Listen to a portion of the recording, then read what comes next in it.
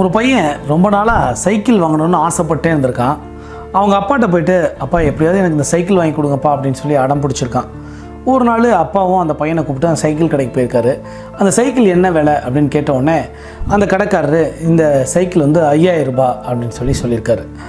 உடனே அவர் கொஞ்சம் யோசிச்சுட்டு, சரிப்பா நீ நல்லா படித்து ஃபஸ்ட் மார்க் எடு, அதுக்குள்ளே அப்பாவுக்கும் ஆஃபீஸில் ப்ரமோஷன் கிடச்சிருச்சுன்னா நான் உனக்கு இந்த சைக்கிளை வாங்கி கொடுத்துட்றேன்ப்பா அப்படின்னு சொல்லி அவனை அனுப்பிடுறாரு. ஸோ இவனும் வந்து பயங்கரமாக படிக்கிறான். அடுத்த எக்ஸாமில் எப்படியாவது நம்ம ஃபஸ்ட் மார்க் வந்துடணும், வந்து இந்த சைக்கிளை வாங்கியே ஆகணும் அப்படின்னு சொல்லிட்டு. ஸோ நல்லா படித்து அடுத்த எக்ஸாமில் வந்து சூப்பராக எக்ஸாம் எழுதி ஃபஸ்ட் மார்க்கும் வந்துடுறான்.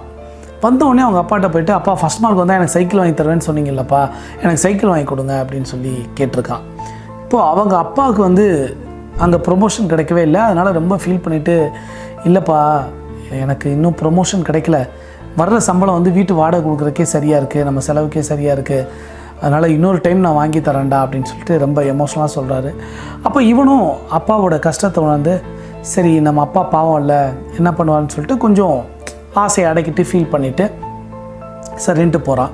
அப்போ தான் அவனுக்கு ஒரு ஸ்பார்க்கு தோணுது. வீட்டில் ஒரு உண்டியல் இருக்குது. அந்த உண்டியலில் அப்பப்போ பணம் போட்டு வச்சுருந்த பைசாலாம் எண்ணி பார்த்தா ஒரு 500 ரூபா 600 ரூபா வந்திருக்கு.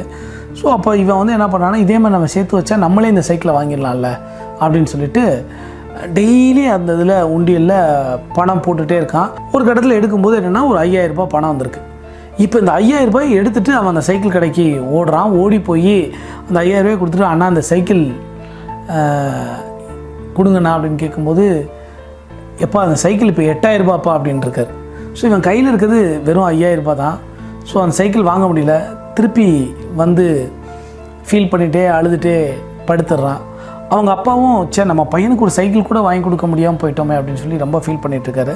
ஸோ 2 டேஸில் வந்து அவங்க ஸ்கூலில் வந்து ஆனுவல் டே வருது. அந்த ஆனுவல் டேயில் வந்து ஃபஸ்ட்டு மார்க் இவன் எடுத்திருக்கான் அப்படின்றதுக்காக மேடையில் கூப்பிட்றாங்க. ஸோ இவனுக்கு ஃபஸ்ட்டு ப்ரைஸ் அப்படின்னு சொல்லி அறிவிக்கிறாங்க. இப்போ கட் பண்ணால் அந்த சைக்கிள் கடைக்கார ஓனர், அவர் வந்து அந்த நிறுவனர் அவர் வர்றாரு. அவர் வந்து இந்த சைக்கிளை வந்து முதல் பரிசாக அவனுக்கு கொடுக்குறாரு. அதை வாங்கினோடனே அவனுக்கு சந்தோஷம் தாங்க முடியல.